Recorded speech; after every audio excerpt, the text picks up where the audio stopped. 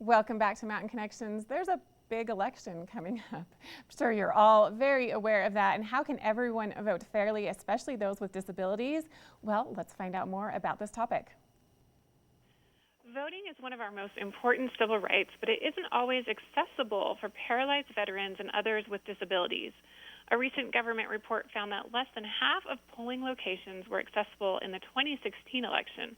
Joining us today to discuss is former Navy SEAL and the immediate past president of Paralyzed Veterans of America, Al Kovach. Al, thanks for joining us. Well, thank you for having me. So can you discuss some of the difficulties people with disabilities face, especially when going to the polls? Well, this is nothing new, unfortunately. Paralyzed Veterans of America has been advocating for people with disabilities for 75 years, and they went to great lengths to get a piece of legislation passed that many of you may be familiar with. It's called the Americans with Disabilities Act, and that ensures that all people with disabilities have the same rights as those that don't have disabilities. That includes voting. So here we are 30 years later, still talking about people with disabilities not having the right to vote. It's frustrating. So we at Paralyzed Veterans of America took the initiative of creating something called Access Your Vote campaign. It's designed to ensure people with disabilities have a safe place to vote. And I would encourage people with disabilities to go to pva.org/vote. And there they'll have all the guidelines necessary to plan their vote. It's so important that they plan their vote because I live in San Diego. Right now, not only are we dealing with the pandemic, but we're also dealing with the fires. So polling stations are being closed down because of the fires. So you really have to have not just a plan A, but maybe even a plan B. I was denied the right to vote 20 years ago because of accessibility issues, and I've been voting by mail. Paralyzed Veterans of America is not going to advocate one way or the other on how to vote. We just want to make sure you vote, which is why we would steer you to pva.org/vote so you can have all the resources necessary to plan your vote. And this really is a critical issue for Paralyzed Veterans of America. It absolutely is. And, we're not just advocating for the 30,000 veterans that have spinal cord injuries. It's the 60 million people that live in the United States with a disability. That's 60 million people that may be denied the right to vote simply because of people not adhering to a 30-year-old piece of legislation. It's really, really frustrating. It really is. And the pandemic is absolutely, as you mentioned, making things even more challenging this year. Throw into that fires and hurricanes. There's a lot that's going on.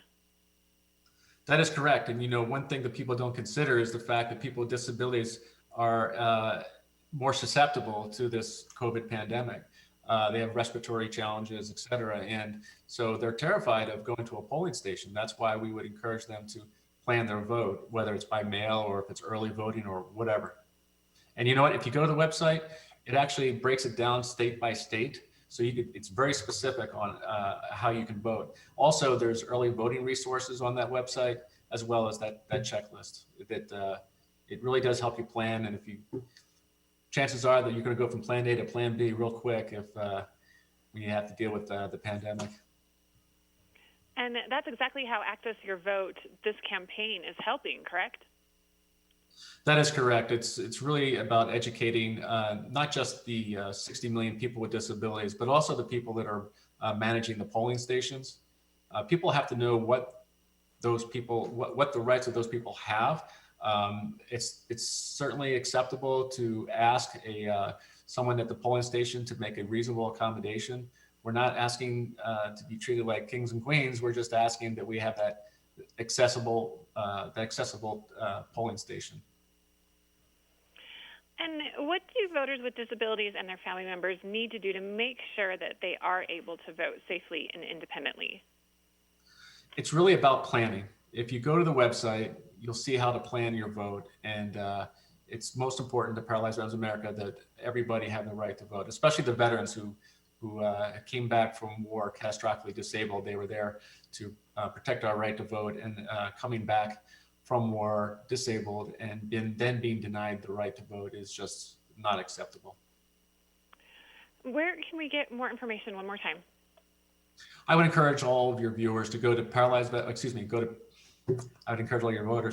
viewers to go to pva.org/vote. There, it's all laid out, very simple to understand. Well, thank you so much, Al Kovach, for talking with us today about this important and essential issue and to help everyone be able to vote. Yeah, thank you for the opportunity. We really do appreciate it.